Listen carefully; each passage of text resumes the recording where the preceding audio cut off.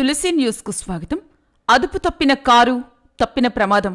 వలేటివారిపాలెం మండలంలో 167B జాతీయ రహదారిలో వెళ్తున్న కారు టైరు పగిలి అదుపు తప్పి మార్జిన్లో పల్టీలు కొట్టింది.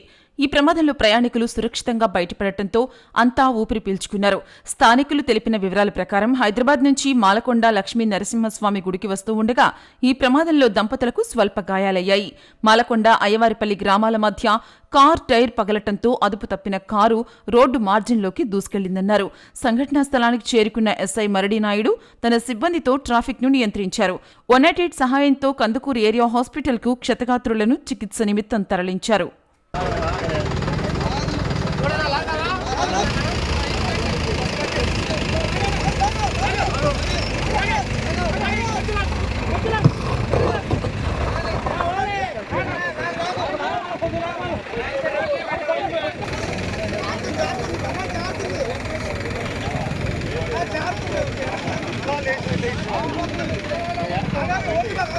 ఆగు.